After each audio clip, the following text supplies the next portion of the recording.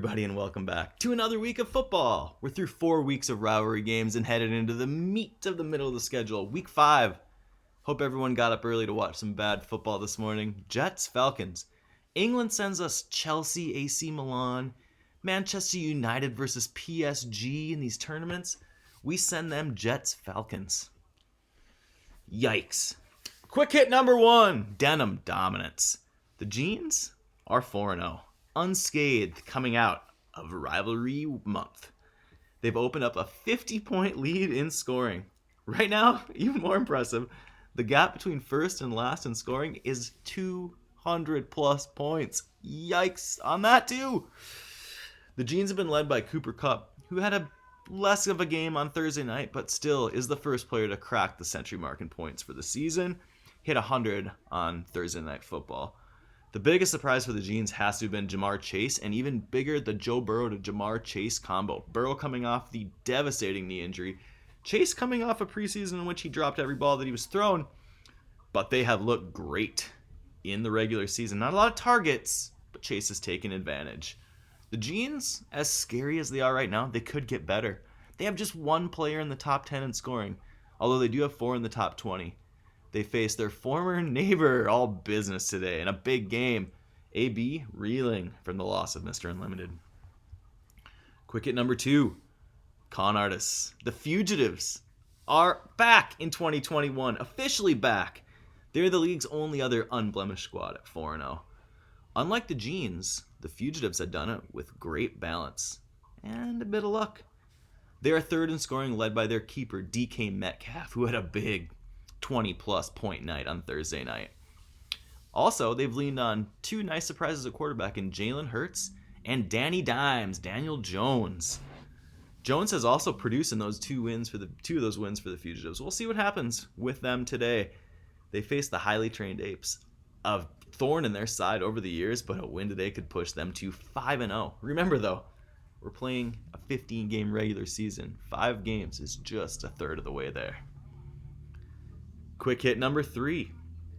Boomtown. With 2 high scores, Shittown finds themselves at a sneaky 2-2. They're second in scoring. Both those wins have been high scores. They have gotten a surprise hot start from dual threat Sam Darnold, who leads the league in rushing touchdowns. But really, what did you expect? It's been the Patrick Mahomes, Tyreek Hill show for Shittown.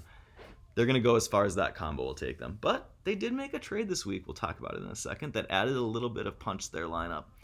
Maybe just a slight bit more punch, though. We'll see how it works out.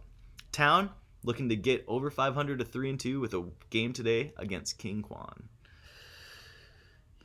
Quick hit number 4. The yin and the yang of the trade market. 2 trades this week.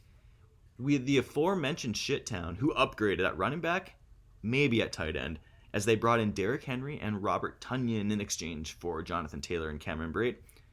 Town did have to give up a second-round pick, though, to the Kings to make the upgrade. Henry has been almost unstoppable for multiple years. We'll see if he keeps it up. He is a late-season bomb. Henry is great in the late season. So we'll see if Shittown can make this trade work. There was another trade this week. I'm not even going to talk about it because it's bullshit. And I don't need to fill quick hits with bullshit. But suffice it to say that no one is a fan of this other trade, except maybe the 2 teams that used it. And we'll see how that works out. But thumbs up to one trade, thumbs down to the second trade. Quick hit number 5. Full slate. Unlike other years where we started out bye weeks in week 4, we have a full slate of games in week 5. Then bye weeks, though, start next week in week 6. 4 teams are on a bye next week, but then there is the big one. Week 7 has 6 teams on a bye thanks to another London game coming up next week. With injuries rearing their head, and teams will be forced to start trying to call audibles. And we could start seeing some changes in the standings as these injuries and bye weeks happen. Many teams have gotten out to a hot start before the byes started and never been able to regain their form after the byes ravaged their team. Some teams end up with all their best players on a bye the same week, get it out of the way, and bounce right back. We'll see who can juggle their lineups and rise above the threat of injuries and bye weeks to make it to the playoffs, win the championship. There's a lot of time between now and then. keep your eyes peeled. Finally, the player to watch this week is wearing denim, and it's Travis Kelce. Kelce is the consensus #1 tight end in the league and across many leagues. He's a future Hall of Famer, but only 5 points last week. The Jeans still got the win, but Kelce will face another tough test tonight. With a big game, he can help them move to 5-0.